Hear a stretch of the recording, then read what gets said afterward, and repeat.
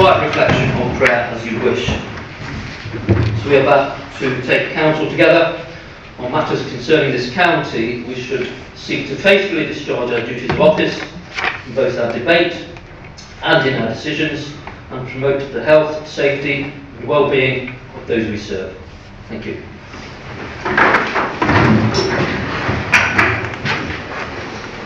Members, officers and members of the public, welcome to our council meeting this evening. We are not expecting a fire drill, therefore fire alarm goes off, please leave the chamber by the nearest exit and assemble at the rear of the council car park. I'd also like to remind members council meetings are recorded for subsequent viewing, and we must bear this in mind when discussing any sensitive matters and the impact our words may have. And members must be respectful and remain silent when other members are speaking. So when speaking, please stand if you're able and ensure your microphone is switched on. Speak clearly into it and switch the microphone off when you finish speaking. And when voting, please ensure your hand is fully raised and wait until voting is confirmed before lowering it. And can I also remind members not to use their mobile phones during the meeting unless they need to step away for an urgent matter. So item 1 is apologies. Have we any apologies this evening, Mr. Delaney? Chairman, we received apologies from Councillors Harvey and McGraw. Therefore, Council is voting to 25 this evening. Okay, thank you. Item 2, Chairman's announcements. Since the last ordinary meeting of Council, either myself or the Vice Chairman have attended the following civic engagements: the Mayor of Melton's Carol Service at St Mary's Church, Melton, Children in Care celebration event at Oakham School, the Mayor of Stamford's Christmas concert at Stamford Town Hall, the Stockholm Prison Carol Service, the Mayor of Melton's charity quiz evening, and the annual meeting of the University of Leicester Court. At this point, I would like to mention the Adult Social Care team. As many of you will have seen from the press release, the new figures released by the Department of Health and Social Care show that Rutland's ranked first out of 150 local authorities in 4 adult social care outcomes framework. So these were social care, related to quality of life, overall satisfaction of people who use services, and people who use services feel safe, and safeguarding inquiries where risk was reduced or removed. And we also ranked inside the top 20 councils nationally in 10 out of 19 of the adult social care outcomes framework measures. And I'm sure members will want to join me in congratulating the adult social care team under the watchful eye of Councillor Ellison. And Rutland should be very proud of the way we look after some of our most vulnerable people.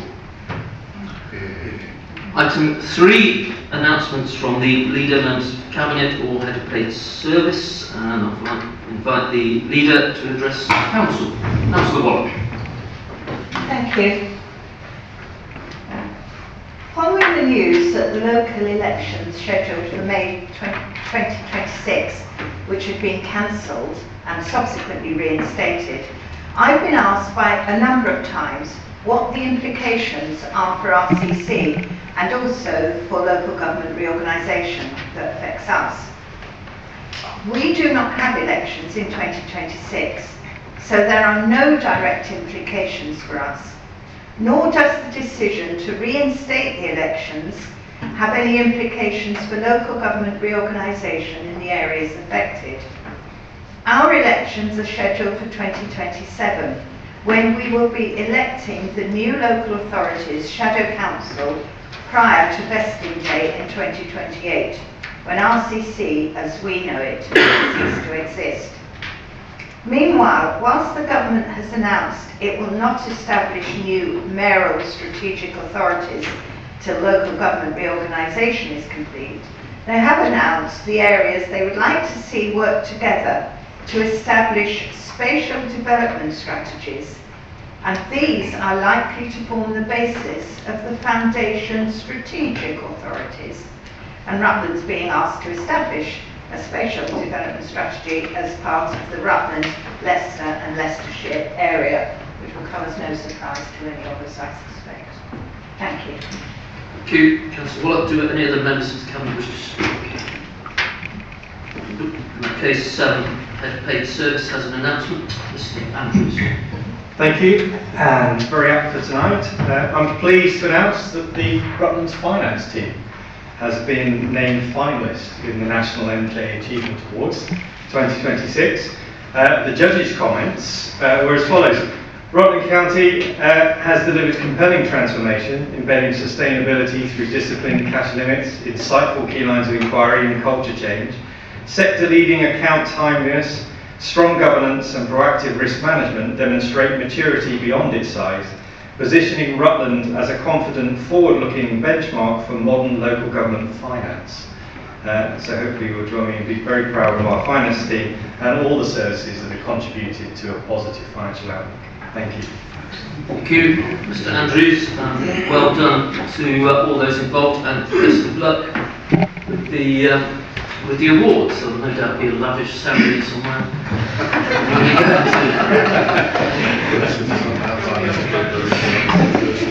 Item 4 is declarations of interest. Do we have any declarations of interest this evening? Okay, item 5, minutes of the previous meeting, pages 5 to 12 of your pack. We've got the minutes of the meeting held on the 20th of November. The members should abstain from voting on the minutes of any meetings they did not attend. I will move from the chair that the minutes of the meeting be approved as an accurate record. Do I have a seconder? Councillor Waller. All those in favour of the minutes being approved, please raise your hand. 24, Chair. Those against? And abstentions? 1, Chair. The motion is carried. Okay, thank you. Those minutes are therefore approved. Item 6, petitions, deputations and questions from members of the public. So none have been received. Item 7, questions from members of the council. We've got one question this evening from Councillor Heckles. So Councillor Heckles, can you please ask your question as submitted? This is a question for Councillor Johnson. Given the waste contracts for our waste services are set for a number of years, I'm surprised by this year's inflated green waste charge. In 2023-24, our green waste was £50. In 2024-25, our green waste was increased by 20% to £60. And in 2026-27, our green waste is increasing to £73, which is a 21.6% increase from the £60 charged in 2025-2026.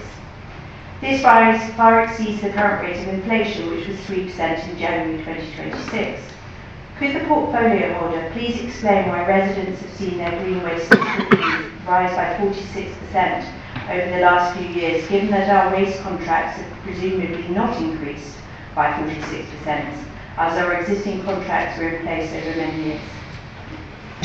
Of course, Councillor Wise, I believe, is the appropriate or relevant portfolio holder, so please can you respond to Councillor Wise? Thank you. We actually thought Councillor Johnson might have one or two other things to talk about. And I'd like to thank you for asking this question, because what it's done is pulled together a lot of bits and pieces. There are a lot of numbers in here. I will email you the numbers afterwards, so don't think you have to write furiously. It's council policy that the garden waste service operates on a full cost recovery basis. This means the subscription charge is reviewed each year to ensure the actual cost of delivering the service is covered rather than subsidised by general council tax.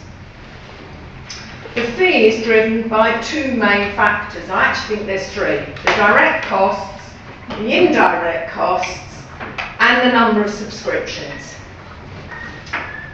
The costs for 26-27, the estimated cost of providing the services, the direct costs, which include staffing, collection contract, banking charges, printing and software, was £742,000.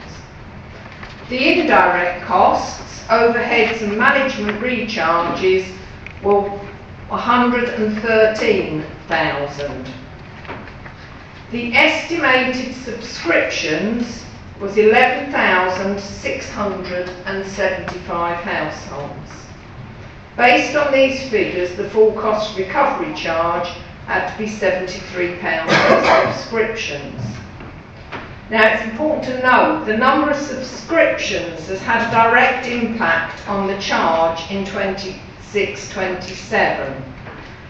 As predicted with previous pay rises, we have slowly seen a reduction in the number of subscriptions. The council therefore changed its assumption in 26-27 to reduce the budgeted subscriptions from 12,500 down to 11,675. And there is a table which shows the slow reduction in number of subscriptions, but I'm not going to bore you all by reading that.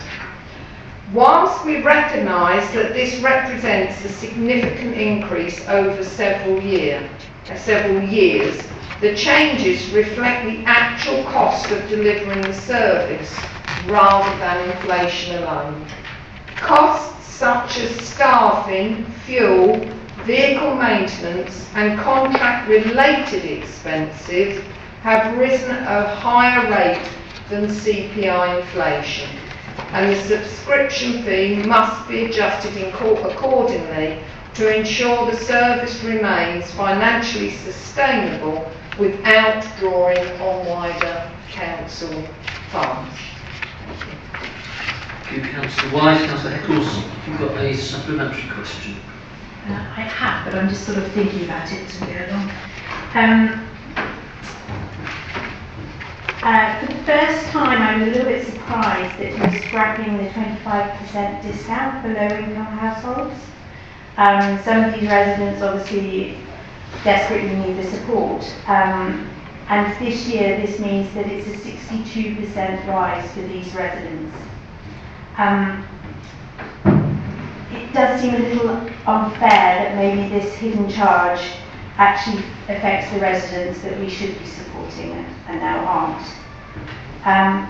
Please could Councillor Wise clarify that the green waste subscription is just covering the cost of providing the garden waste disposal and not subsidising other waste services, particularly the introduction of the food waste service?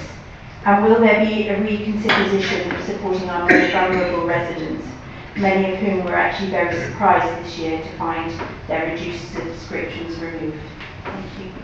Councillor Eccles, Councillor Wise. I just realised I forgot to turn the microphone off. I can confirm that the green waste subscription is not subsidising the food waste subscription. There's a nasty rumour out there. That would be, as I understand it, illegal, and with an award-winning finance team, we wouldn't get it passed, I can assure you. This year, the subsidy was erroneously removed, and those residents affected will be receiving a letter to inform them of that. Thank you, Councillor Wise. Item 8 is a referral of committee decisions to the council. There are none. Item 9, calling of decisions from cabinet meetings during the period from 20th of November 25 to 26th February 26. Again, there are none.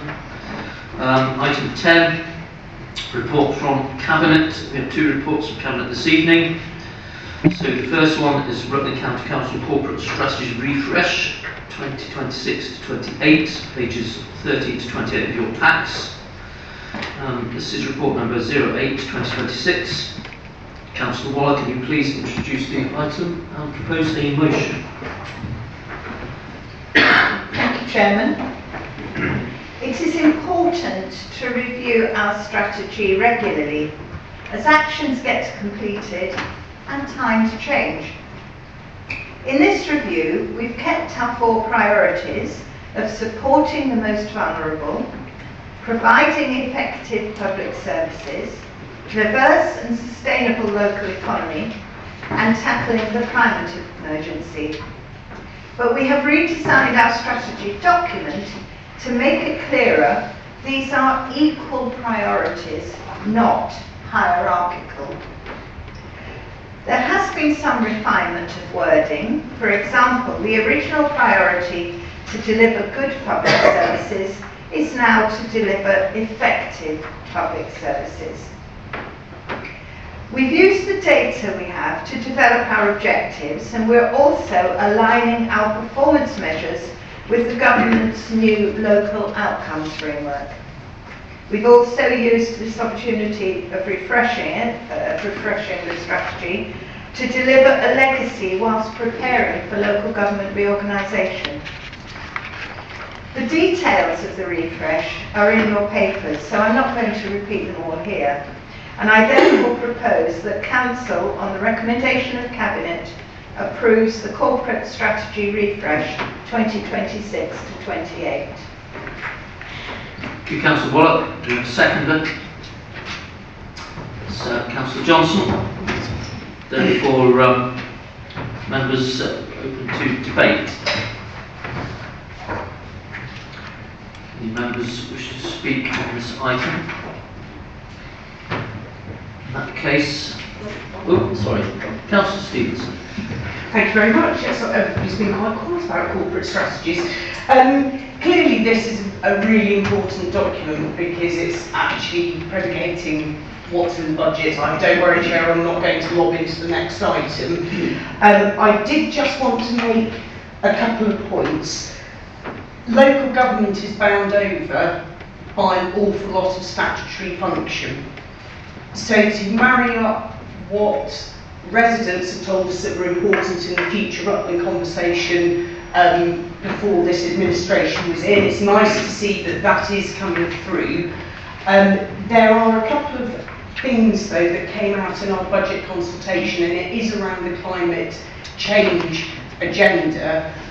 There were a significant number of comments out of the 206, I appreciate that isn't the whole county, commenting about why we've still got climate change as one of our core priorities. We as elected members need to think about how we balance that shift within our residents and what it is that we are delivering. Equally, I know there are a huge number of residents who will welcome seeing more EV charge points, who will welcome seeing a local plan that has houses that can be energy efficient with solar panels and that sort of thing, but I'm just making that point. The second point, one of the other aims, supporting, protecting our most vulnerable. I don't think anybody in this council chamber would disagree with that. It is common sense, it's humane, it's the right thing to do. This is more an observation in terms of the whole country.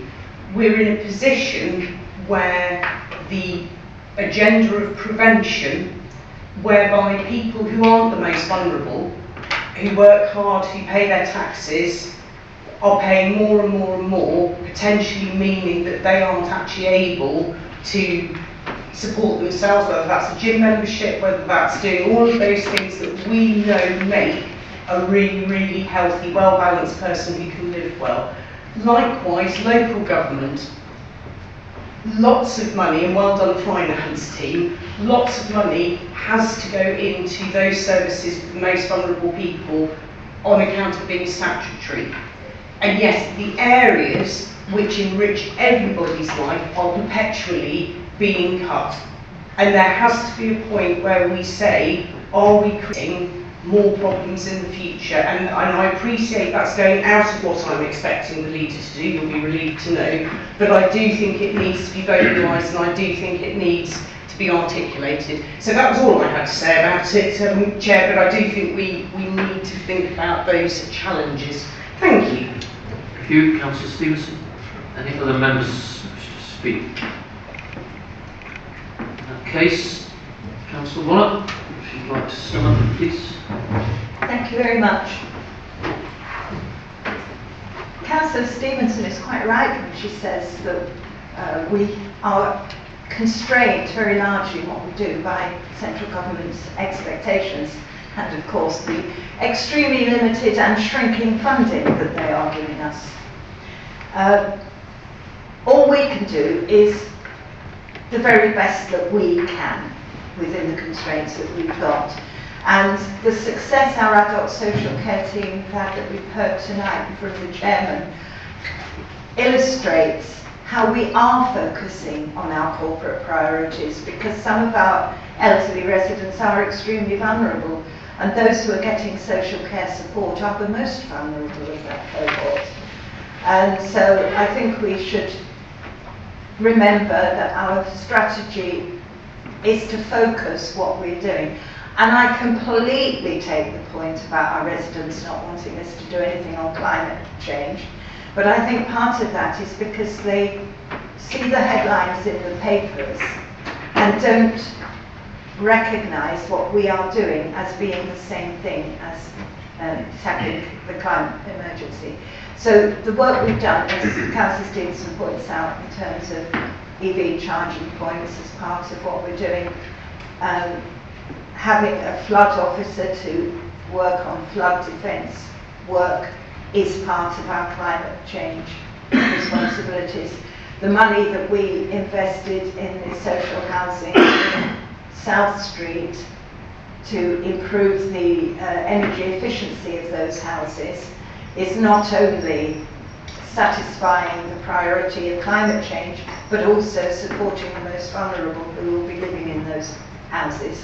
And so I think we could do more to explain what it is that we are doing. But I think we all should be very proud that the strategy we adopted and the subsequent refresh, and now this refresh, hopefully you'll support, is actually doing the best we can for the people of Rutland in quite difficult circumstances. Thank you. Thank you, Councillor Waller. So the motion is that the Council, on the recommendation of Cabinet, approves the Corporate Strategy Refresh 2026 to 2028. All those in favour, please raise your hand. I believe that's unanimous, Chairman. Okay, thank you. The motion is therefore carried. Item 10B is the Integrated Budget Plan and Medium-Term Financial Strategy 2026-27 to 29.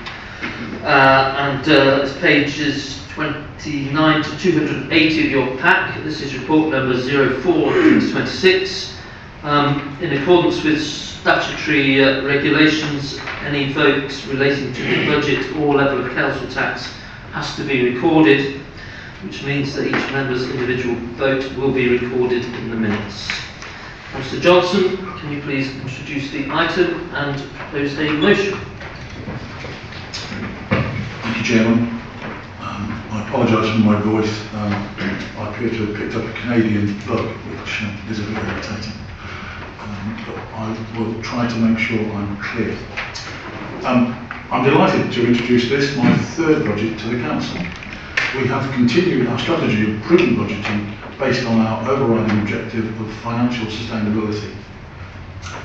As Rutland prepares for structural change, this budget ensures stability today and safeguards our values for tomorrow.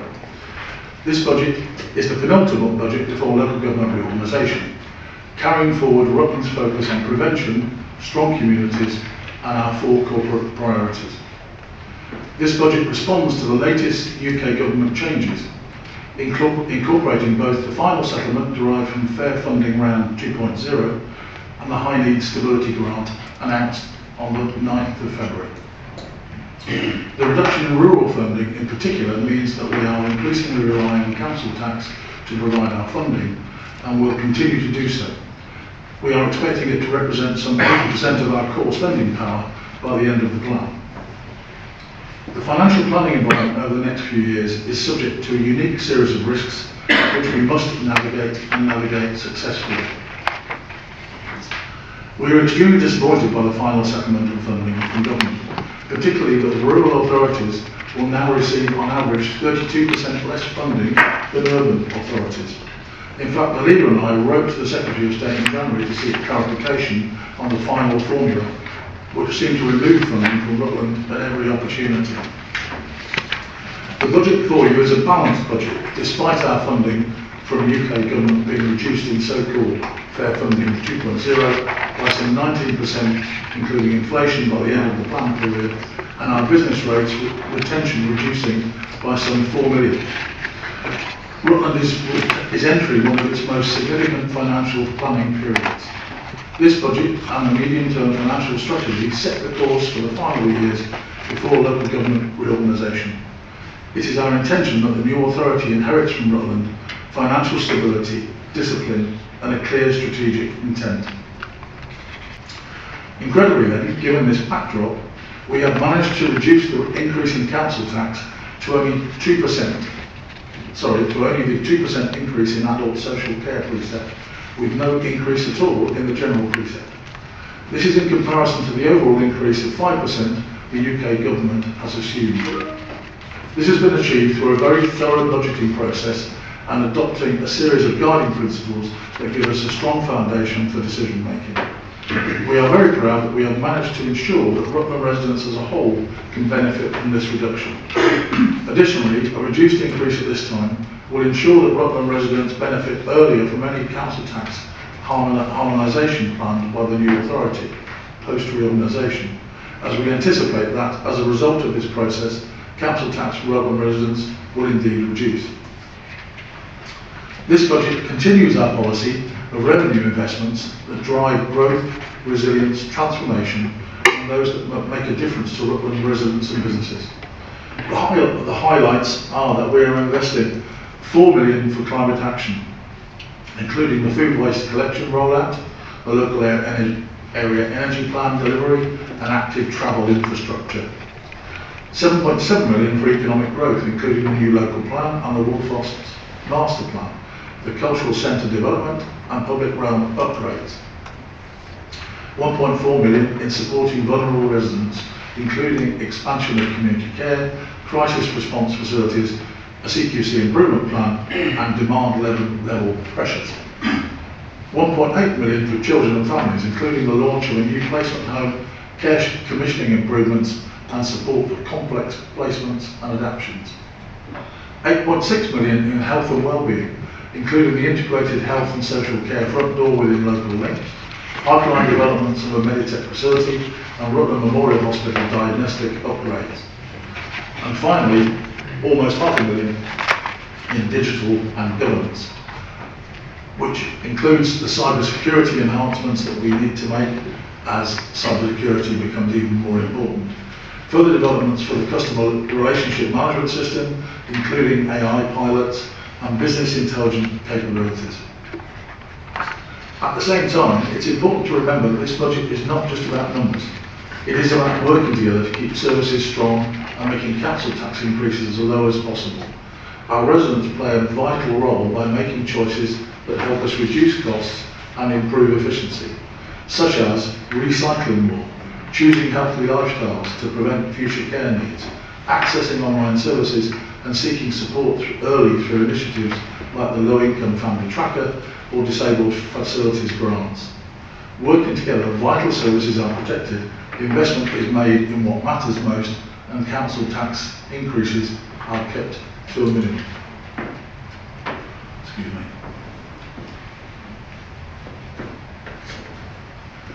Some will no doubt say that we should use our reserves to benefit Rutland residents before reorganisation, as they have paid for them.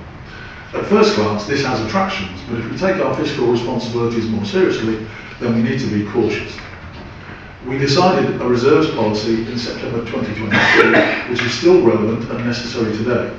Although the risk of our needing to fund the entirety of the direct schools grant override has reduced, we are still required to fund some 10% of the sum, which could amount to well over £2 million.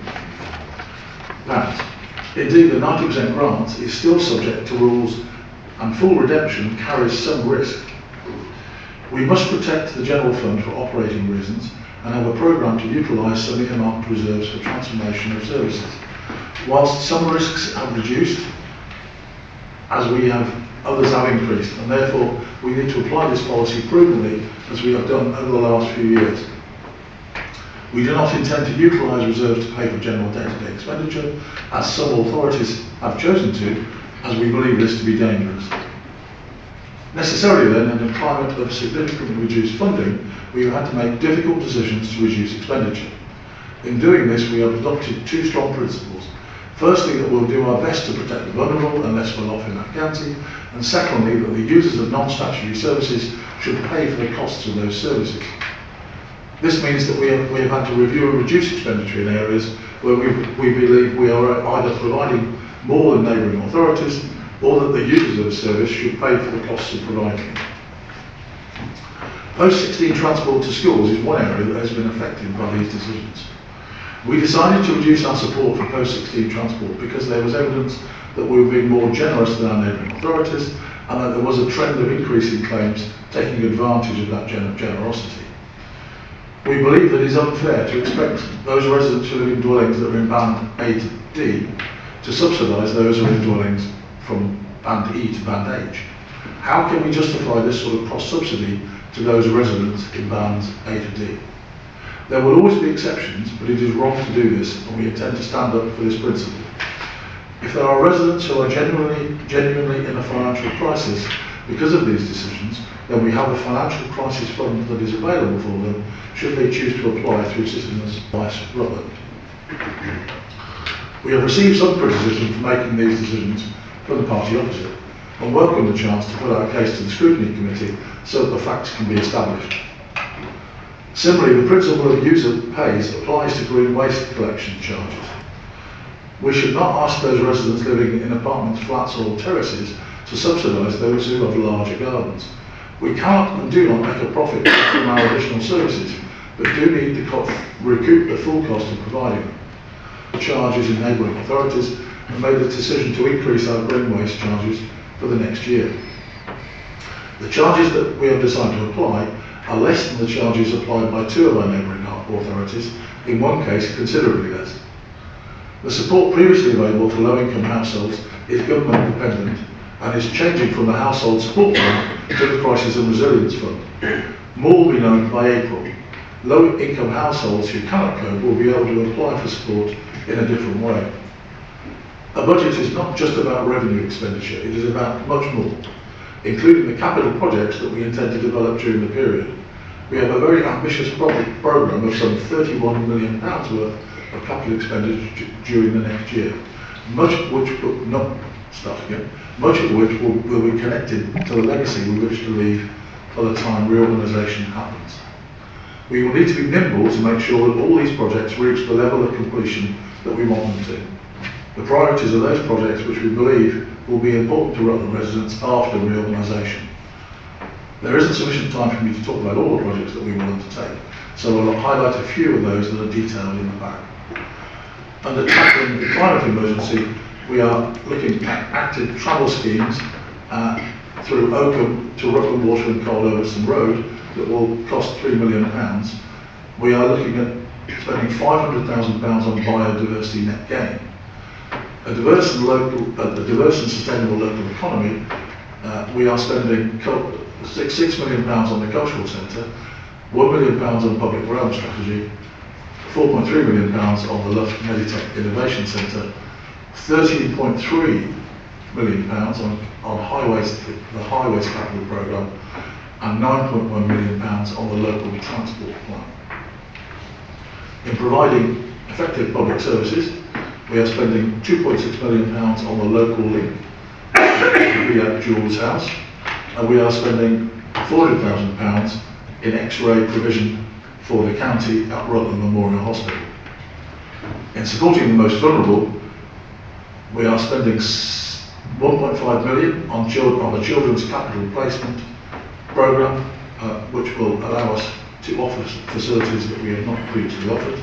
We are spending £2.6 million on the SEND capital expenditure programme, and we are supporting health provision at Rutland Memorial to the tune of £1.2 million as part of our LOVE commitments.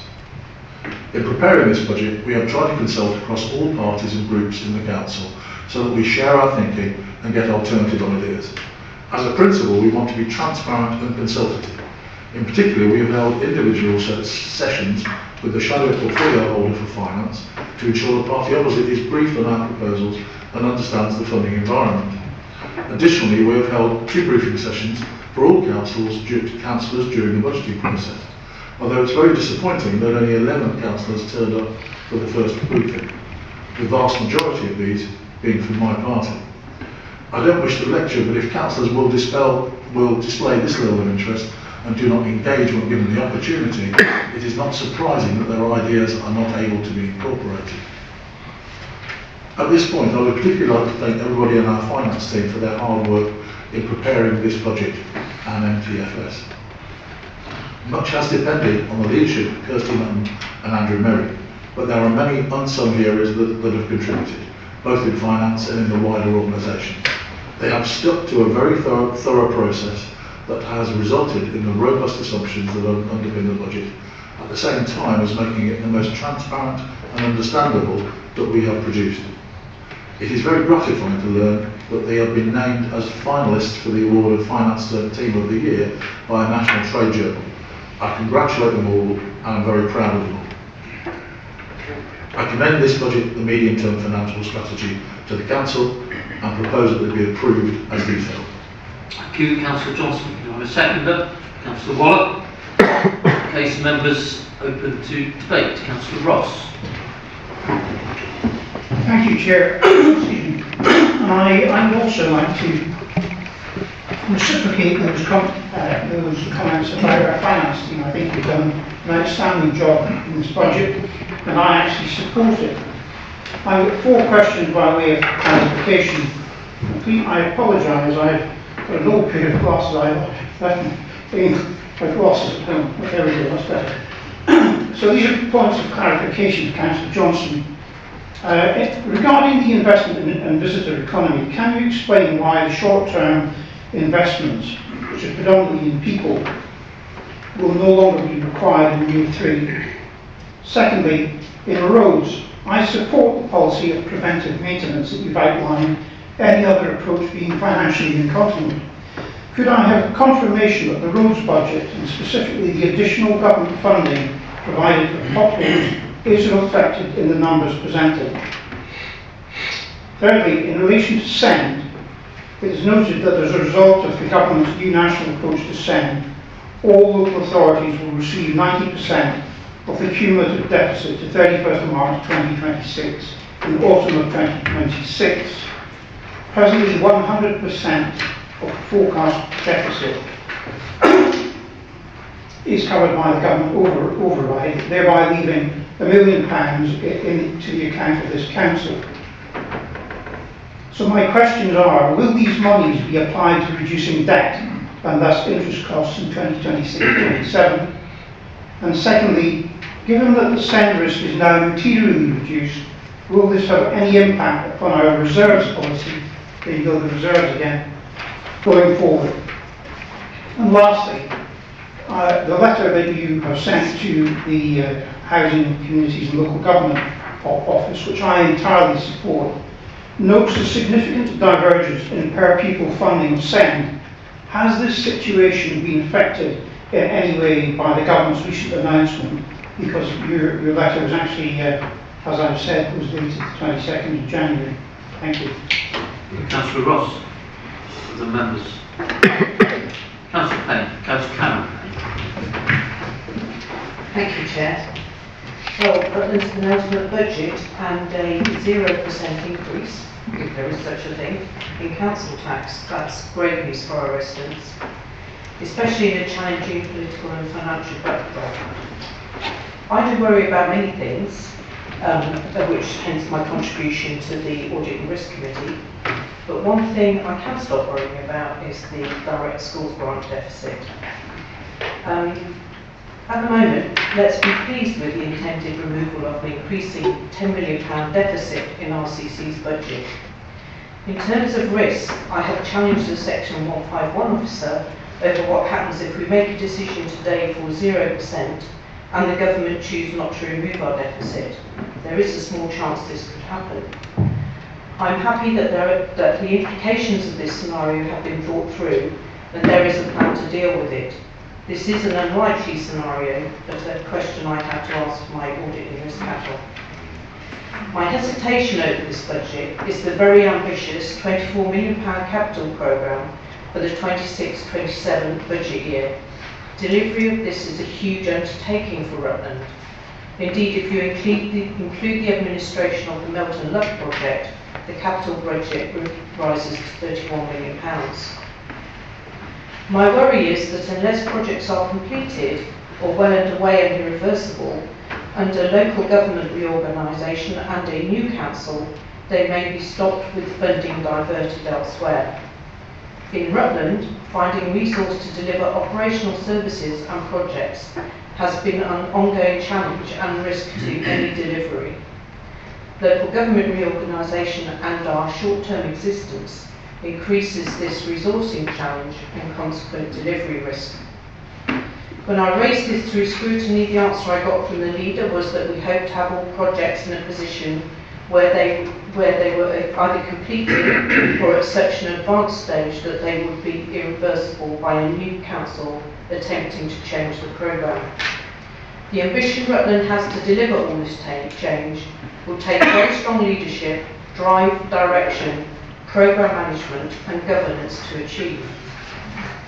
As custodian of this budget and for our Rutland residents, I would like the portfolio holder's assurance that this will be implemented. I applaud the fact we want to spend Rutland's money for Rutland's benefit and economy, but a cancelled project is money wasted. It's not the assurance that Councillor Johnson has done similarly before I'm asking for. So have I, but that's why I'm worried about delivery. But looking forward in best interest, I need his assurance. Please, Councillor Johnson, can I have your assurance and promise that projects in the budget plan for 26-27 will be delivered as forecast as per your budget proposal? The fact the financial sustainability strategy and transformation put in place by this council in October 22, as stated in your papers for tonight, under Councillor Stevenson's auspices, which created firm foundations, still endures and is delivering today is gratifying. I'm similarly pleased we have such an effective finance team led by our Section 151 officer. The finance team haven't worked in isolation though. They've worked with the rest of the directorate to innovate and deliver more effective ways of working. The fact financial control is strong in this council was reflected in an excellent external audit report from Grant Thornton, and I'd like to say a huge thank you to officers for this. And I wrote this before I knew about the award tonight. After a number of challenges to the Section 151 officer regarding financial risk, which were met and answered with some detail, and questions I put via the scrutiny committee, I still have hesitation regarding the delivery of the capital programme. Apart from that, due to the Section 151 officer's thorough response to my risk-based questions, I will be supporting Rutland's penultimate budget. Thank you, Chair. Thank you, Councillor Payne. Councillor Smith first, then Councillor Farr. Thank you, Chair. Councillor Johnson, in his presentation, and Councillor Ross have mentioned the ID Stability Grant. And for once, I feel I'm not being a prophet of doom talking about the Consolidated School Grant and SEN. Because the High Needs Stability Grant relieves Rutland 90% of its verified dedicated schools grant. And it will be continued for further 2 years, but there are conditions. And as you, I'm sure you all know, that in 2028 the government will take on SEN costs. I just want to mention that the designated school grant is ring-fenced and really is a credit. And we haven't been able to use the general fund to pay it down. We have put in the risk reserve £2 million, and this will pay off the other 10% of the local contribution that is required in the High Needs Stability Grant. And what it's done is release funds, and Councillor Johnson has mentioned already that because of that, or partly because of that, we've been able to not increase the, but we haven't increased the general council tax.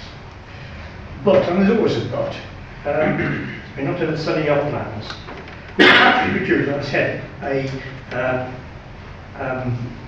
compliance with the High Needs Stability Grant, and we have to produce a credible designated school grant reform plan. Now, linked in with this, we had the other day the school's white paper, and it's a whole system review. And one of the big features of it, that schools and that SEND system have to work together. We have been, for a number of years now, implementing some of the things that the government want. For example, we've been investing in our early years, and we pinpointed in the early years where the problems arise. We have been prioritising in school provision of SEND in the mainstream schools. We have been improving our data, particularly that has been improved just recently because of transformation. One thing that did come out in the school's white paper was the idea that we should have a SEND specialist in the family health.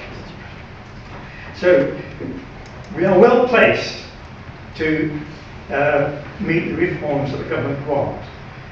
Our Delivering Better Value programme, the East Midlands Change Partnership we're involved in, and our own Building Belonging strategy. So the High Needs Stability Grant is certainly welcome, but it doesn't eliminate risk to our medium-term financial strategy. And Councillor Johnson has pointed out that a further 2 million will be required. One of the problems is, though, that this High Needs Stability Grant it deals with accumulated debt, but it doesn't deal with the structural causes. And hopefully the school's white paper will deal with some of this, but probably won't come into effect till 2030 or even later. And just point out what's causing the problem. It's the SEND and SEND costs, and particularly EHCPs. At the end of 24-25, we had 380 children with active EHCPs, and it's now, in the third quarter, gone up to 426. And so, if it keeps on rising, it will increase the deficit over the next 2 years again. So, it's up to us in Children's Services to exert downward pressure on the rising EHCPs and the costs associated with it. But at the same time, obviously, we need to support our vulnerable children and their families, and if possible, increase the care we give to them. So, Mr. Smith, are you about to finish? I'm going to finish, yes. I just want to give my thanks to, like everyone else, to our finance team. I've done a wonderful job, and also to Children's Services, who I think have got in a good place. Thank you, Councillor Smith. Councillor Carr. Thank you, Chair. I wasn't really sure what I was going to say tonight, so forgive me, I'm going to jot a few notes. I'm sure all of our residents welcome the fact that there's going to be, just the 2%. I think that's welcome. I'm a resident. I know how much my council tax costs, so the less it can be, the better for myself and for everybody else, and for all the things that you've said. But as Vice Chair of Scrutiny, I just want to put this point across. You made some references about the post-16 transport. You said that people were taking advantage of Rutland County Council's generosity. I'm not entirely sure that's how residents would see it. I'm certainly sure that those that have complained to me in writing about this provision being taken away or not being subsidised and they're having to pay more is not something that they've been taking advantage of. And when you compare Rutland to other neighbours, is that not like comparing pears to apples? And I say this because the offer of post-16 in Rutland is very different to other counties. It's very academic. It's either the 16 plus offer is through the private schools, either at Uppingham or Oakham, or you've got very academic with certain criteria to actually get into those post-16 colleges. Catmas being one of them, Harrington being one of them. So often our children over the age of 16, and they have to stay in education, need to go to Stanford or Brooksby or MB16 because they offer a more wider choice and more practical courses. So I'm not entirely convinced that we have done a fair comparison, but I will stand corrected.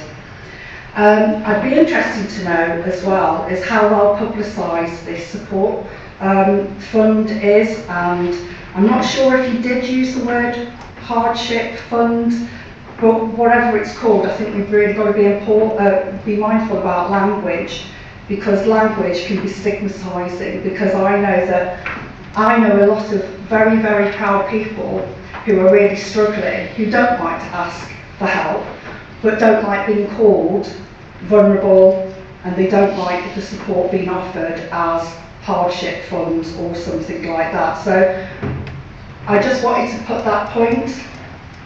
As I say, it's welcome, and I'm sure I know a lot of hard work's gone into this, but I did want to pick on those points about the post-16 travel. Thank you.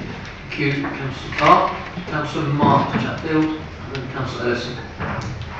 So I'm going to go off subject here. Do you mind if I close these windows?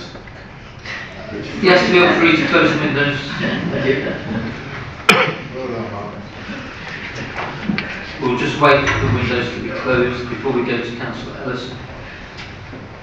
I did see you pulling your collar up, Councillor Chatfield. I wondered why. It's nice and warm this end.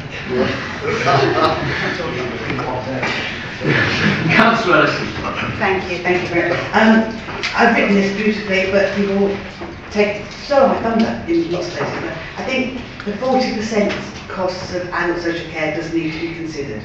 It is, like other councils across the country, our costs have risen, but we know it's a statutory duty under the 2014 Adult Care Act, and is the largest outgoing for all county councils.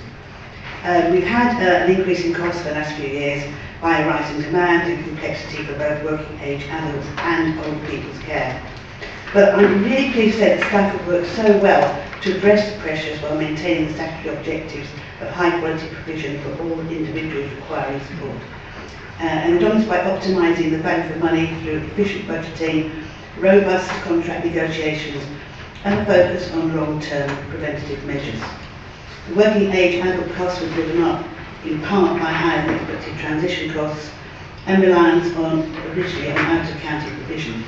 This has been turned around by enhanced use of in-county provision, both day opportunities and supported living, and by attracting more users from the adjoining counties to use our services and increasing our incomes. Demand for adult social care has also been increasing and changing due to demographic changes of the population. We have more residents living longer and being cared for in their own homes for longer, but then some are being admitted to residential care homes at an older age with greater needs, resulting in higher than expected costs. To offset this, our officers have shown some excellent negotiating skills, resulting in increased block bed provision with many more banded rate beds, which reduce the average residential care costs, whilst maintaining the standards of quality of care. So this year, the budget is 40% of the adult social care budget, is 40% of the total budget. So we've got £22 million to go. And we've got to provide for the adult social care needs of the whole population, and covering the costs mentioned earlier by Councillor Johnson, and the provision for local link and the Meditech and the increased access at the Rutland Memorial Hospital, all of which are starting soon. So the last allocation we've got to plan is again a wonderful one to support vulnerable residents by expanding community care, enhancing crisis response facilities and implementing the Care Quality Commission improvement plan. And the one thing we can't control, addressing demand-driven pressures. So we're trying to prevent, and prevention is our key objective, but we don't always manage it, so we have to recognise and we can't refuse care, and we wouldn't want to. And lastly, I want to join in with a praise, particularly for my team. They have been wonderful. The ASCOF results have just been, we are again we're hitting above our weight, top 4 in those areas, and we've also had a very good results from our carers' feedback. So I'm really impressed with how well they do, and I'd like to thank them, and I'd like to thank the Finance Department. Thank you. Thank you, Councillor Ellison. Councillor Clifton. Thank you very much, Mr. Chairman. I would like to start by thanking those officers and others who have taken the time to work on this budget. I would also like to thank the previous administrations in Rutland who did so much of the groundwork to enable Rutland to cope when the seas became stormy, who built solid foundations, and to whose foresight and fiscal prudence we owe a debt of gratitude. Much of what is being delivered in this budget flows clearly from the bedrock laid by previous Conservative and Independent administrations. The levelling up funding one for our area under the leadership of a Conservative RCC and the hard work of our Member of Parliament Alicia Cunt. The financial sustainability strategy now guiding the Council's long-term stability developed and embedded by the Rutland Conservatives. Responsible opposition means recognising when the right stepping stones are in place and helping to ensure they are followed in the best interests of Rutlanders. Only last week, Rutland County Council was named Best in the Country for Adult Social Care, to which I also extend my congratulations. Clearly, the one big fiscal problem we have in Rutland is our general grant allocation. This is £640 per dwelling, which is less than half of the national average, which works out at £1,413. Rutland's general grant allocation from government has decreased by £147 per dwelling since the council set its budget in 2024-25, and this comes on top of the abolition of the rural services grant last year costing over £1 million. All this in just 2 years from Rachel Reeves and Keir Starmer. And I look forward to the party opposite producing literature attacking Labour cuts in future. This Labour government has been a disaster for Rutland. It has dramatically reduced our funding, despite spending 14 years in opposition promising the opposite, and it plans to abolish us. Rutland's chronic lack of national funding means we continue to rely heavily on council tax to fund social services. Almost 80% of RCC's funding now comes from council tax, compared to a national average of 53%. It is important to say that none of this has anything to do with Rutland size or with our council centres. It is of interest that the old Rutland County Council, abolished in 1974, had the second lowest rates, the precursor to the modern council tax in the country. It doesn't take a mathematical genius to work out that were Rutland to receive its fair share of national funding, then we would again be a council with one of the lowest council taxes in the country, not one of the highest. The modern Rutland County Council has existed since the 1st of April 1997. This budget takes us to April 2027, so 30 years. There have been many successes, but also many challenges in these decades, not the least of which is our marked comparative economic decline nationally, with resulting pressures on budgets such as ours. The state is taking more and more, it is spending more and more, yet we don't seem to see very much for it sometimes. I hope that in the next 30 years we will try a different approach in order to try to get back to those sorts of positive economic statistics we saw in 1997. We need to follow common sense. Lighter taxed economies grow much faster.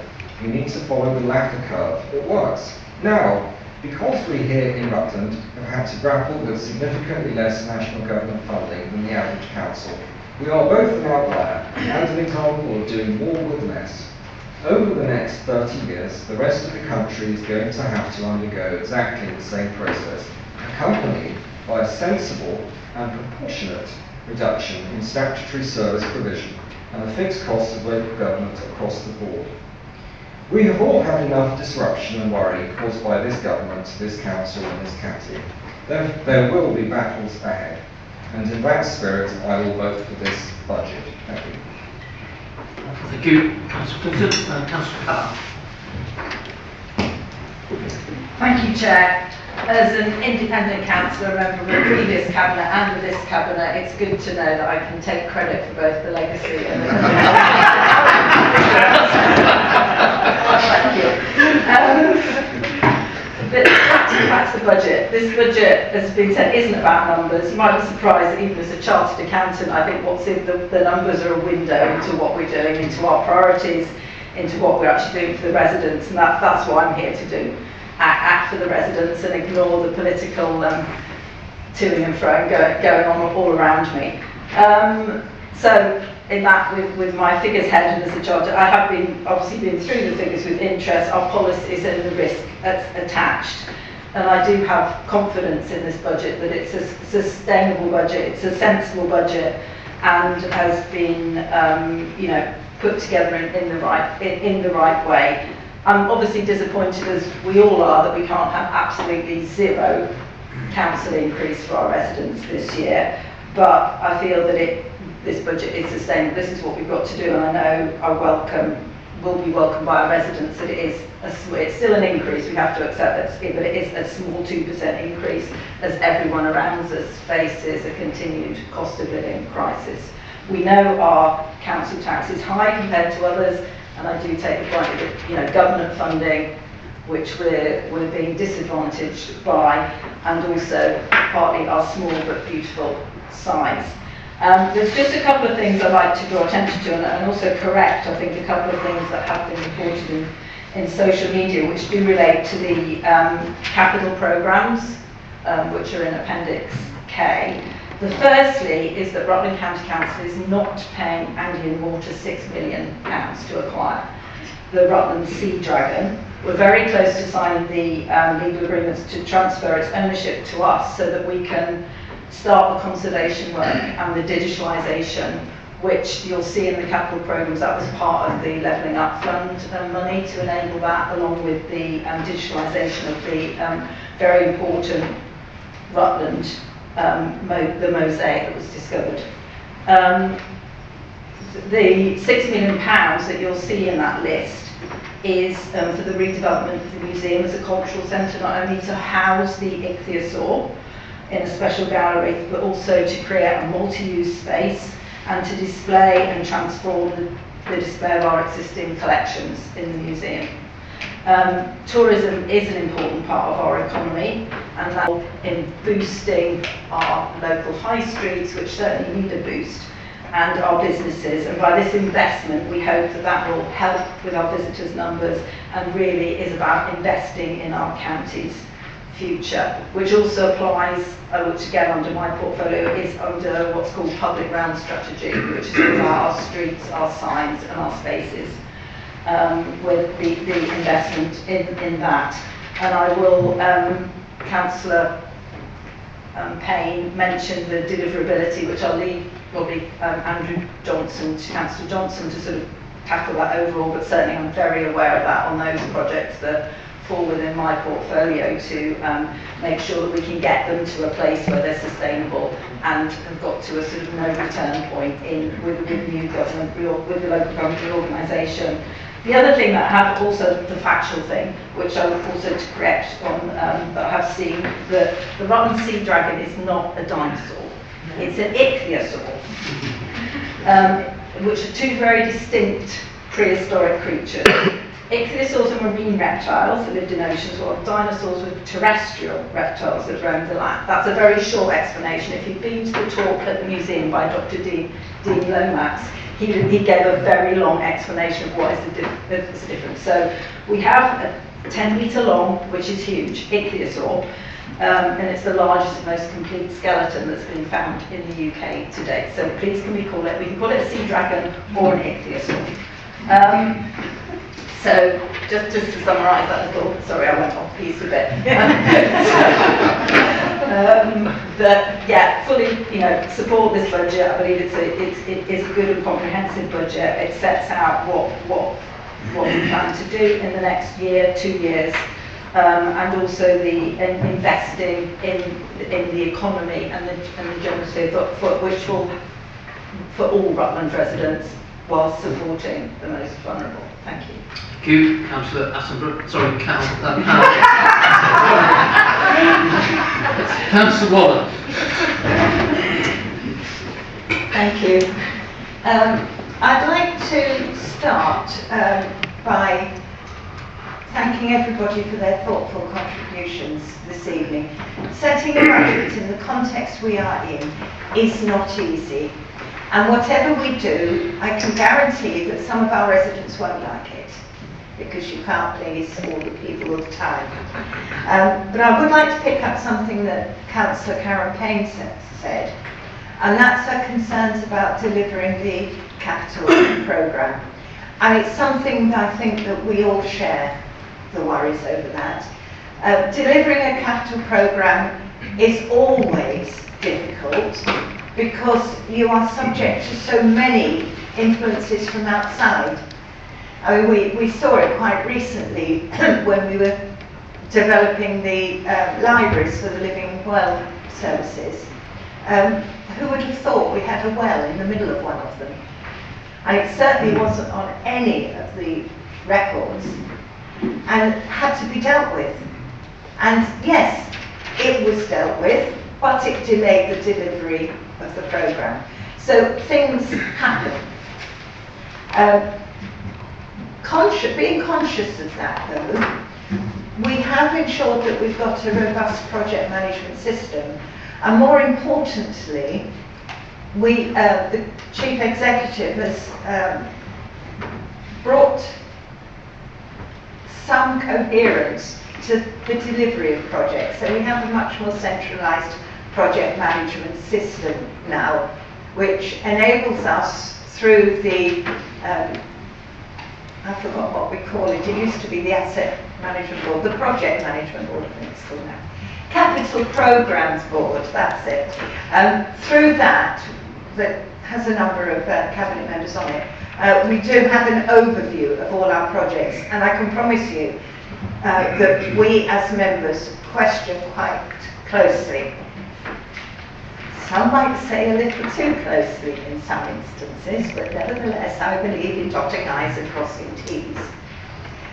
So I would like to reassure Councillor Payne that we are doing as much as is humanly possible to control.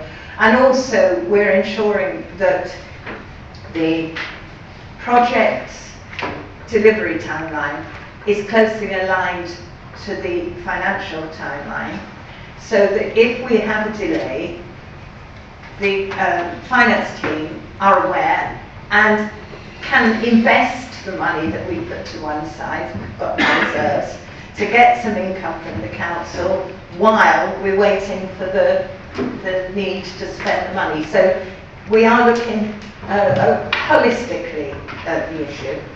But what I really wanted to say tonight is about the 2% council tax increase. I read this week that the Resolution Foundation's Living Standards Outlook 2026 has found that incomes of the poorest half of households have grown by just 0.5% a year since the mid-2000s. And that will include Rutland residents. So we must remember our poorest households when setting our budgets. And this is people who have to use our food banks despite having full-time jobs. People who are facing homelessness despite being in work. And those who can't work due to ill health or disabilities, they all need our support. And tonight we have the opportunity to support them, thanks to the government agreeing to meet 90% now of the SEND deficit. There are conditions to giving us the 90%, but from what was published in the white paper this week about the reforms to say and own schools and so on, I am confident we will be able to meet those conditions because all that they're predicated on is what we have been doing for the last 2 or 3 years around the prevention agenda, and is what we are still doing and is in our capital programme. So, we're holding our council tax rise to 2%, that's the Adult Social Care Precept element, rather than the 4.9% recommended by government. 2% is still a rise, of course, but it's better than nearly 5%, which is what the government wants. Councillor White? Yeah, okay. But there is another reason, if you will indulge me, to council tax, and Councillor Johnson touched on it, and that is we have the highest council tax of any area the government chooses to put us with. And it is incumbent on us to try and close the gap, begin the harmonisation now, because we do not want to be in a position that we move into a new council where we have the highest council tax for the 7 years the new council is allowed to take to harmonise. Thank you, Councillor Watt. Thank you. Councillor Helmsley. Thank you, Chair. I was going to ask a question of the leader about devolution and the delay that happened for Norfolk and Suffolk. And I was very pleased that she mentioned right at the beginning that it's very unlikely to cause a problem in this county, because I can see that being a wish. So it's good to know that we're there and we're covered on that. Councillor Clifton, I thoroughly enjoyed your view on things, but I do think that this is our budget and it's regardless of the parties. I would like to thank the finance team for doing an amazing job, and everyone else who has done their input and been out there asking questions. And I think it's really important that we understand, actually it's for us to own it and for us to go out there. And for those people that need support, Citizens Advice Rutland was mentioned and things, there are some really good things sitting there. We need to be promoting them clearly to our communities where they need it. Thank you. Councillor Helmsley. Councillor Dinsmore. Thank you, Chair. I'd like to begin by congratulating the finance team and saying my thanks for their hard work in putting together this budget. It is an incredibly difficult task, which is not assisted by central government's increasing demands that we do more with less. It has been a difficult decision for me as to whether to vote for this budget. We are elected to make difficult decisions, and I do not think it right to abstain on a vote of this importance. This has been the horns of a dilemma, and I have come down in favour of voting for this budget for 3 reasons. First, as noted by my Conservative colleague, much of this budget follows through in the work of the last Conservative administration, which I'm delighted to see. Secondly, a key principle in this budget is to use Rutland reserves and projects that are for Rutland. To vote against this budget and to cause it to collapse would hinder our ability to deploy those resources locally in the limited time that we have left before LGR takes effect. Thirdly, as noted by many councillors this evening, including the leader and Councillor Stevenson, much of this budget is beyond our control. There are legal obligations on the council in relation to services that it must provide, limits on its ability to raise funds through council tax or otherwise, no ability to seriously influence the grossly unfair funding formula with central government, and restrictions on what pots of money can be used for what purpose. As a result, the vast majority of this budget is actually beyond the administration's control, such that it's not really subject to a meaningful vote this evening. My difficulties, however, have arisen from the lack of clarity in the budget documentation, where the administration has not made clear, 1, what it is required to provide, 2, what it is able to provide to external funding, for example, the levelling up grants obtained by the Conservative group when in administration, 3, where and how it is increasing its charges, and precisely what capital projects are funded by what reserves. To take fees and charges, for example, this budget itself is wholly unclear. I contrast Appendix E of this budget, which notes the fees and charges policy, written at a high level of principle, with that, for example, in Hammersmith and Fulham at Appendix E, where you can see from this table the charges last year, the charges this year, and then the increases. There is no equivalent table in the documentation. Councillor Heckles has pointed out one example of green waste, which he dug into the detail. That is a long-winded and difficult process, and I would hope that future budgets can make it clearer for residents exactly where choices are being made to increase discretionary charges. As to capital projects, there is no clarity in the budget as to precisely how much of the reserves are being spent on precisely which projects, such that it's very difficult for residents to ascertain how their local money is being spent locally. Whilst I applaud the fact that council tax is not increasing, with the exception of the adult charge precept, the first question that we are likely to be asked is why council tax cannot come down in circumstances where the reserves are being depleted. Residents will no doubt ask whether many of these capital projects are really necessary and why the money could not have been used to give some reprieve during the cost of living crisis and before LGR takes effect. Similarly, in relation to capital projects, and with my own ward in mind, the only mention of a capital project in Barleythorpe is the active travel plan to the road juncture of Cold, Overton Road and Barleythorpe. That is, of course, welcome, but is an example where the provision of funding appears to be from government grant tax no reserves. As the Council will be aware, there are many issues facing Barleythorpe in desperate need of further funding, including 1, assistance with further flood prevention, 2, tree maintenance on the main road in Barleythorpe, 3, speed prevention measures on the main road in Barleythorpe, and 4, more investment in activities for young people following the close of Catna Sports Centre. On the basis of these budget documents, it will be difficult to explain to residents why and how other projects have been prioritised over these. That is unsatisfactory and does make accountability difficult.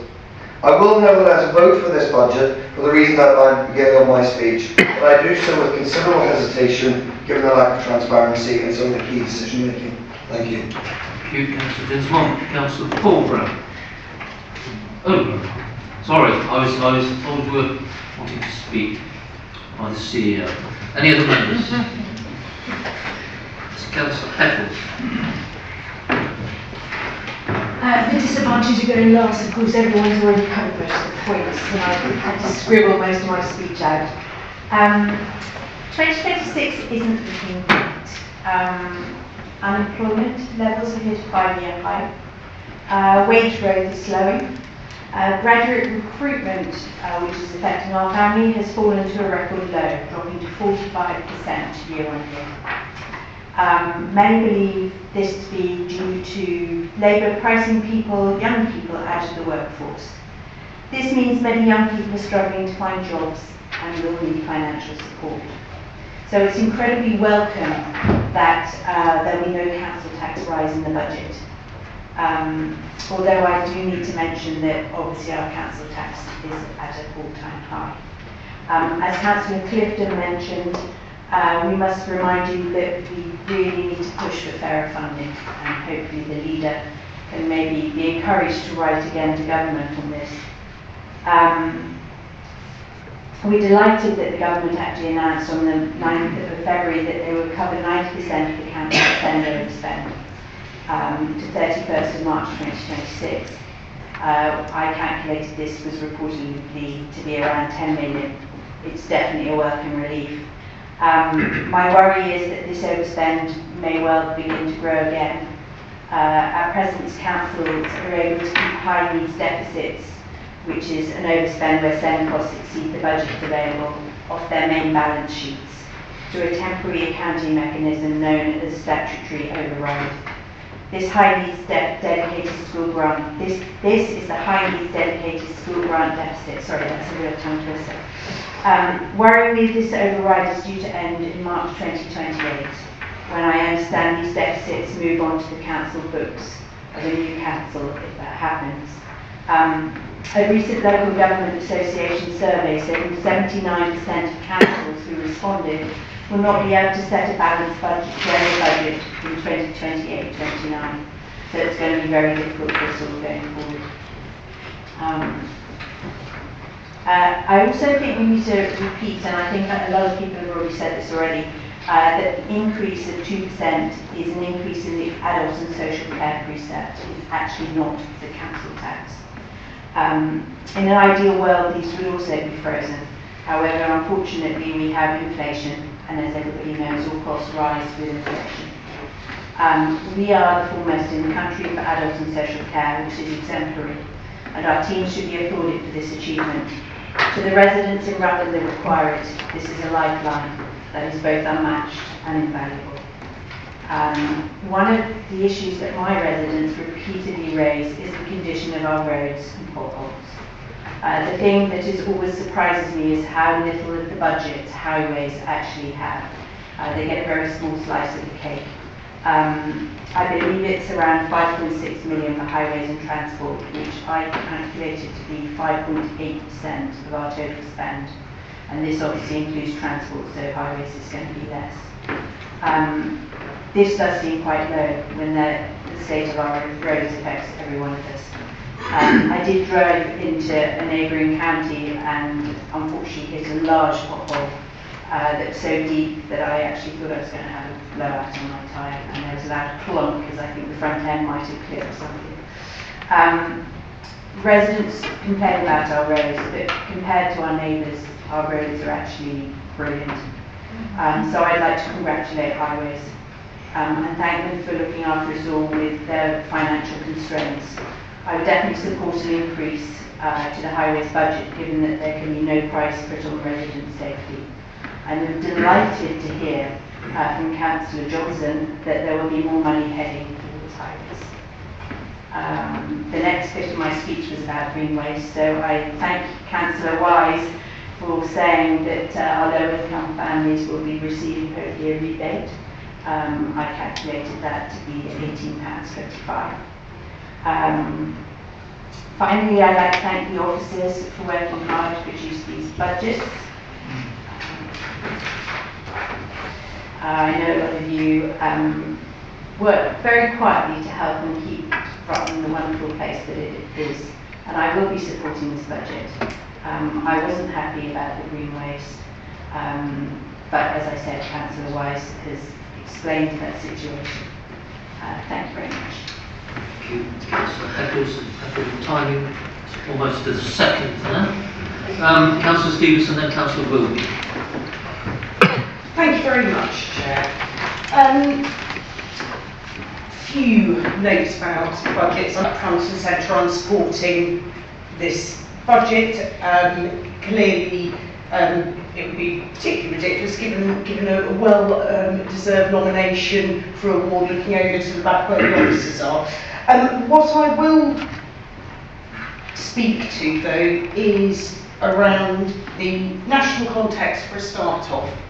£2 billion have been pushed towards most deprived urban councils, seeing rural councils see a reduction, I think Councillor Johnson said, of approximately 19% for Rutland.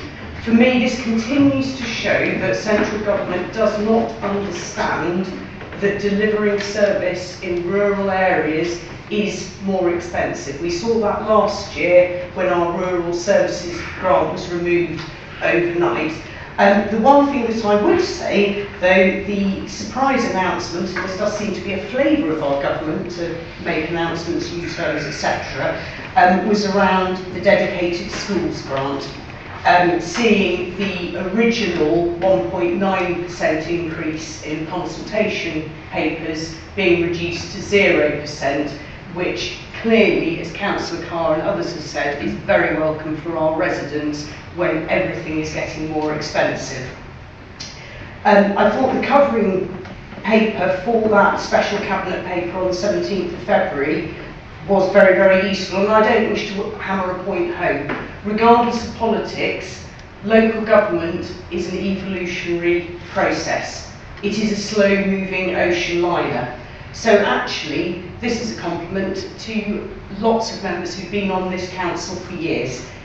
In that cabinet paper, years of disciplined financial management. So every councillor who supported the budget in previous years, every councillor who's presented the budget, we've been doing the right thing with very good support from officers. Past decisions by members to prioritise sustainability and resilience. Again, anybody who's voted for the financial sustainability strategy when it first appeared in 2022, well done, good call. Anybody who voted for a transformation programme when that appeared in 2022, well done, good decision for Rutland residents. Levelling up funding, I'm glad that we accepted it. Well done to anybody who voted for that, regardless of politics. So legacy actually works both ways. It's what we're planning for in the future, but it's what we are inheriting. Rutland has always been strong, robust and financially sound. I'm now going to move on to my expectations of the administration. I'm supporting this budget. Last year I abstained on grounds of lack of clarity in the fees and charges. The portfolio holders are responsible for making sure that members are absolutely briefed so we know what is coming out in the public domain, so that if necessary we are directing residents to the various funds available. But I actually take Councillor Carr's point. We've all got pride. Making people constantly go cap in hand for something that should be there, that needs to be acknowledged.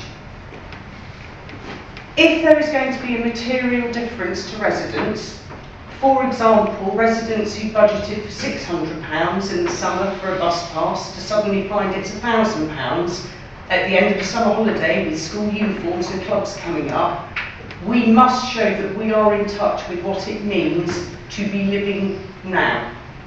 Where we know there is going to be a material change to service, where we know that there is going to be an increase in a fee or a charge, which we all look as though we're going to support, even though it's a strategy and it's not specific, we must know the specifics.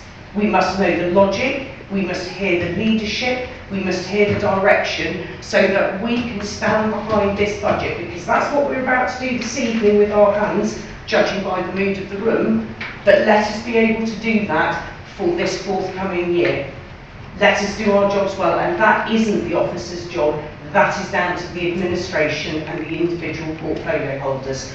I will stop now, thank you. Thank you, Councillor Stevenson. Councillor Wilby. Thank you, Chair. Our world is in a very dodgy state at the moment.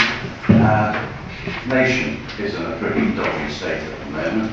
And here we are at local government level in also a very dodgy state, because we don't know who's going to be running what tomorrow. I'm going to support this budget because I know it's a sound budget and it's been laid on good foundations. And I thank, like everyone else, our finance team who've done a fantastic job in pushing out the budget. And we are in good shape because we've got our adults and health going well as well. But I tell you, whatever happens, Councillor Johnson raised the right point to saying we've got to be nimble. I'm not quite sure I can see Councillor Johnson being nimble, but we do have to work together, as Councillor Hemsley has said, over the next months, years, because there's all hell coming down that road, coming towards us. I'm glad we've got Councillor Powell looking after our projects, because there is no better steward of that sort of thing than her.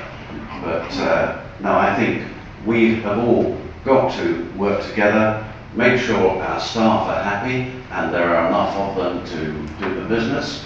I hope, Chief Executive, you won't just sort out some of the cohesion, you will get all of the cohesion sorted out for all our plans.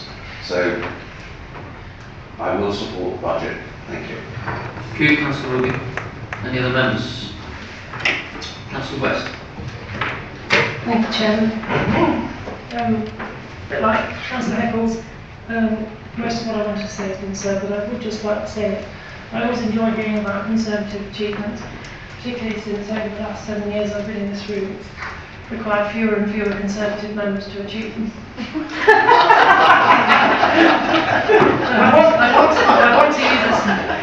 want to use the next couple of minutes mainly as an invitation to any reform candidates who might be out there in Rutland. And I've heard an awful lot about them in the national press, about how they wish to find, how they thought they would find a lot of waste in local government finance, and how they have not found any waste in local government finance where they've been looking for it. And Kent is the main example of this.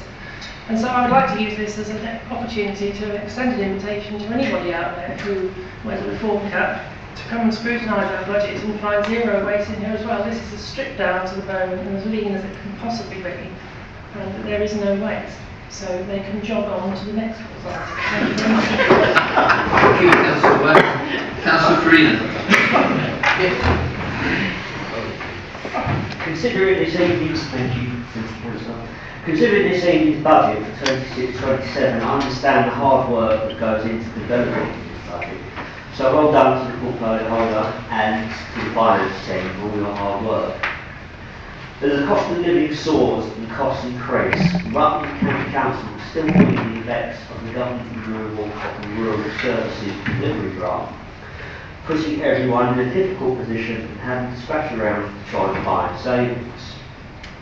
For too long, I feel the council tax has stopped representing good value for money, and numerous councils have seen, in some cases, an unreasonable increase. What also must be considered is the steady increase of the council taxpayers' household bills increasing. In the integrated budget plan, section 1.2.3, proposed budget for 26-27, which included an increase of 2%, 2% of which has been specifically earmarked for adult social care. But what is also important is to note that this figure has been reduced from an increase of 3.9%, so a total of 1.9% instead, with the government will be covering 90% of the authority school deficit. I think that is only appropriate to support this increase when other councils are being forced to make increases to council tax way above the fair minimum. It's somewhat of a relief that Rutland County Council is bucking the national trend, and I'm sure everyone can wholly agree the importance of adult social care and the demands that it brings. So this is not necessarily a council tax increase, but the 2% is to cover increasing demand for adult social care costs. To summarise, as we're about to move into the next phase of local government reorganisation, which brings with it many uncertainties and anxiety, bear in mind that all councils, including this council, need a legal and balanced budget to go forward. Whatever the next couple of years hold for Rutland, we can only do our utmost to try and support the quality of life in Rutland. And going forward in 2026, I will be a happy councillor if we can focus on the issues of flooding, where I represent a ward that has been significantly blighted by this issue, and also to look at the issue of potholes in our roads and see a significant improvement investment in the quality of roads. Despite raising these concerns, with that being said, I will be supporting the budget tonight. Thank you, Councillor Farina. Any other members? Councillor Corbett. Thank you, Chair. I've left it very late tonight, so I don't have to say much at all. Just everybody said. But I just wanted to draw upon 2 or 3 little points, which I wrote down. Core spending, down £280 per dwelling. Grant allocation, down £360 per dwelling. Our council tax proportion of spending is 81%. Against a national average of 55%. We all know those figures. What we've not talked about too much tonight is the consultation. And I read through the consultation this afternoon. And I wrote down a few points that popped out more than most. Roads, rubbish. Potholes need doing. 6 million on a cultural centre. Climate change, do we need to sort it out? What are we worried about that for? And then what struck me probably the most was keeping informed, stroke messaging. I saw that a lot. And I think this was epitomised by this one comment, which is as follows. Local feeling is very negative. Mainly, I believe, the fact that the council don't broadcast enough to let local residents know the restrictions on the council. I think that is something that we should all think about. In terms of our budgets, let me tell you, I've got 4 children, young families themselves. They will be delighted that there is no council tax increase this year. That will help them with their childcare and so many things. It would be great for them. But this local feeling is quite negative. It's something I'm sure as councillors we've all come across. And I'm not going to be critical here because as councillors we read the documents, we know it's our job to put that messaging out there. But I'm going to put it as a thought to everybody that we need to consider our messaging to our residents. I was at a parish meeting last night and a resident was quite furious about the great big black bins scenario, which we see for the waste situation. And I explained to him that here's the cost actually, at the end of this 12 months period, all the costs associated with our waste and replacement bins should be paid for. What we need is people to correctly use those bins. My concern in the budget is if people don't fill the bins with the correct stuff, we're not going to make any more money, and this time next year we'll be pushed a bit further down the road. I sit as a risk chair, I know the stuff about inflation and all that, don't overcomplicate it with people, but I put forward that, and I just think that our messaging, not put on our communications at all, but we need to think about that. When we talk about potholes, yes, we know, my son lives in Corby, drives into Keston every day, because he can't afford to live in Rutland, unfortunately. He's borrowed my car for last week because he's blown his tyre through the damage. You want to see the roads in Corby? I know, as we know, the roads are good here. We know our record on social care. We know all those things that we do very well. And we know as a county, actually, we are right up there in the league throughout the country. What I think we just need to consider more is how we get that correct message across to our residents in terms that is understandable, to lift that gloom amongst residents. I think that's enough. Thank you. Thank you, Councillor Corbett. Anyone else wishing to speak? In that case, Councillor Johnson, would you like to sum up, please? Thank you very much. Well, I was going to try and pick up some of the comments, but there's been a lot, so I won't actually pick up everybody's.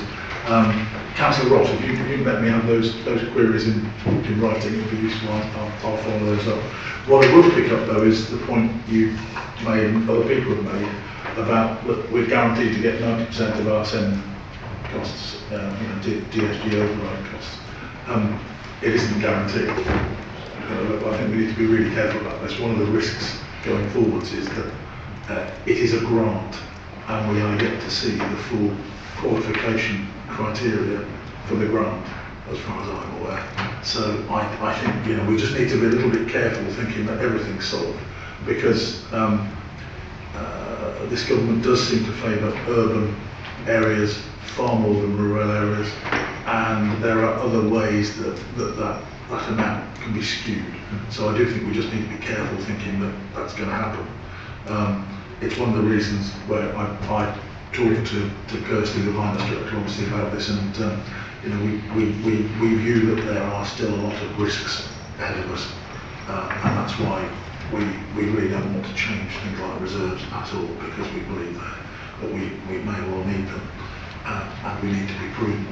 So the next thing to cover is the capital projects agenda, and what assurance can I give you? The assurance I can give you is that I've dealt with major capital projects in the past, and I've been the managing director accountable, chief executive accountable for those projects, anything up to 45-50 million for a project. So I know how to manage capital projects, and I'm in constant discussion with the officers about this, and everybody is aware that we have a challenge ahead of us in the next year.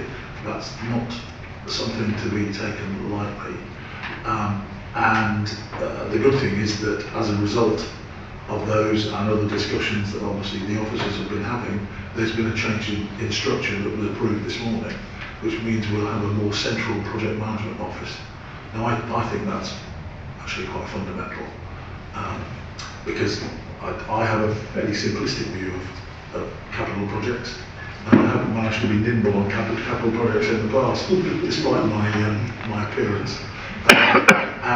Capital projects are just about time, specification and cost, and you just have to keep focusing on those things. Now, other people will say, and quite rightly, the local government is more complex, and it is, than the private sector, because there are changes in government, changes in conditions, changes in grants and all the rest of it. So it isn't quite as easy as that, but we all know, I think, that our job is to get all these capital projects to a stage where they are not reversible by the coming authority, and that's really the important thing. So will we spend all 31 million that's in the plan? I am not sure, but I do know that we have objectives to make sure that it is as effective as possible. So, I mean, that's the assurance that I'm prepared to give you at this stage, I think. I'm hoping that we are able to deliver exactly as we put into budget. There were a number of other comments that I'll pick up separately if I can. Some of them were in detailed, Councillor Dinsmore had a detailed list that I'd like to have in writing if that's possible. And one of the things that I would say is that it is our objective that the budget is as transparent and readable as possible, understandable as possible. And wherever we can improve, I'd like to think that we try to improve. The art to writing policies is to make them as flexible as you need and as definitive as you don't want them to be. You know what I mean? That's probably a strange way of putting it. But you have to write policies in a certain way. I think schedules of charges historically are something that is doable, but I'm not sure if it forms part of the budget process. It may form part of the information that we can give. I think the last point that Councillor Corby was making about the general public, the residents in Rutland that we serve, is that too many make assumptions about us and are very suspicious of us, because they all think we get paid far too much. They all think that we spend all our time on jollies and collecting bribes and all sorts of things that are really not part of our agenda. And I know because I used to be one of those. but all we can do is try and make sure we communicate the right things in the right way. Whether we will get absolute belief, I'm very doubtful, but I take the point that we can always improve. In terms of the support for the budget, I'm very grateful. I think there is a very grown-up attitude towards the fact that we have a budget that does provide continuity, and despite the dwindling number of Conservative members, I'm sure that everybody is equally to blame for the fact that we have managed over a number of years to set ourselves challenging budgets, and we've managed to keep them. I think that's it. Thank you, Andrew. Thank you, Councillor Johnson. So the motion is that Council approves the recommendations as set out on pages 31 and 32 of the agenda. So in accordance with procedure rules, this vote will be recorded. Members will be asked to raise their hands, but must keep them raised. Mr Delaney will then record each individual member's vote, then read the result and individual members' votes, and then the overall result. So it is therefore essential that you keep your arms fully raised for the duration of the voting, so that your vote is accurately recorded. All those in favour, please raise your hand.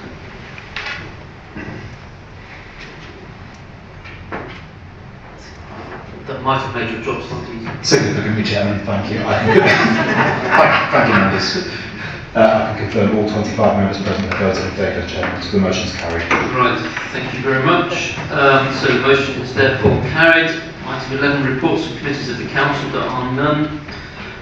Item 12, reports from scrutiny, we have no reports from scrutiny this evening. Item 13 is joint arrangements and external organisations. There are 9 written reports which have been received.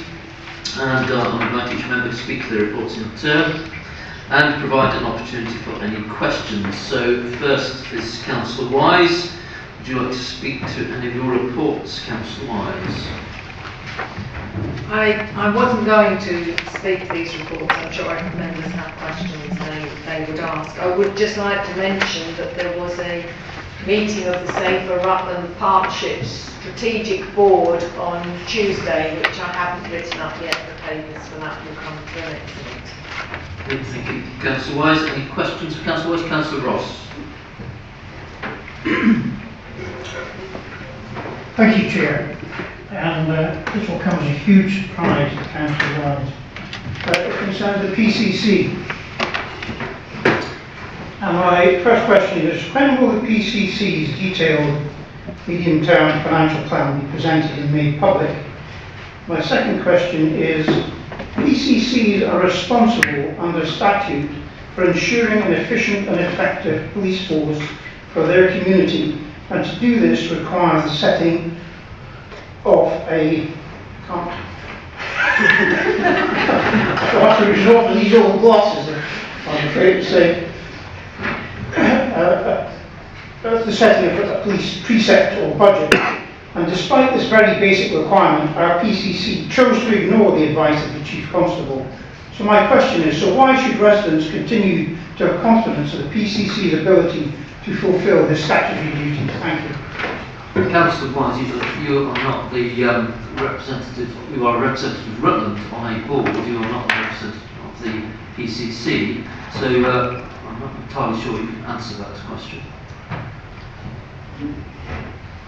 The first part of that about when will the medium-term financial strategy be published, I think it comes out with the minutes of the meeting that Councillor Waller attended on my behalf. So I'm racking my brains here. I think I've received those minutes and they should be in the public domain. I'll read them. Okay, thank you, Councillor Wise. Councillor Freeman, do you wish to speak to your report on the Heidelberg Materials Liaison Committee? Thank you, Chair. This was a meeting dated 26th of 11/2025. I've got nothing further to add unless any of my council colleagues have any questions. Questions for Councillor Freeman? Okay, Councillor Stevenson, your report was on the Rural Community Council. Oh yes, thank you, Chair. I'm assuming everybody has very carefully read the report. I would just like to remind you that the deadline is the 27th of March to spread the word for nominations for the Rural Community Council 2026 awards. This could be an individual, community group, rural business that really have gone above and beyond. At the last awards, Rutland, I think, was nominated in every single category. So it really would be wonderful if we could spread the word, get Rutland thoroughly on that Leicestershire and Rutland map. The link to the nomination form is in the report, and but do spread that amongst your wards, because it would be wonderful to get as many Rutland folk and organisations nominated and acknowledged for all the wonderful hard work which makes this county the best. Thank you. Councillor Stevenson, maybe you could send that link round to members. If they look on the report in the council papers, they'll find that it's conveniently at the bottom, Chair. Oh, well, that's very convenient. It is very convenient, Chair, thank you. Any questions for Councillor Stevenson? Okay, Councillor Waller, do you wish to speak to either of your reports? No, thank you, Chairman, but I'll answer any questions. Any questions for Councillor Waller? Councillor Ross, I think we've got a verbal report from the Anglian Northern Regional Flood and Coastal Committee. I hope you're all paying attention. There have been 3 meetings up to the levy setting meeting of the 23rd of January. All were focused on funding and the associated capex and maintenance plans of the Environment Agency, which I'm pleased to say are improving. The local levy increase for 2026-27 was set at 5%, which was greater than that suggested by Leicestershire and Rutland at 3%. And it's cost us the princely sum of another £850. And it needs to be seen in the context of higher inflation in the construction centre, the CPI forecast that's used by the Environment Agency, and a continued shortfall in the grant and aid funding of circa £14 million.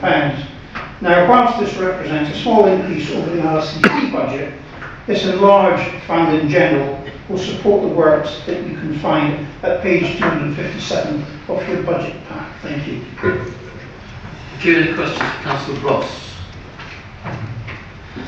In that case, all reports will be taken as received and noted. Item 14, notices of motion. There are none this evening. Item 15, any other urgent business? I have not been made aware of any urgent business. The next council meeting will be on Thursday, the 26th of March.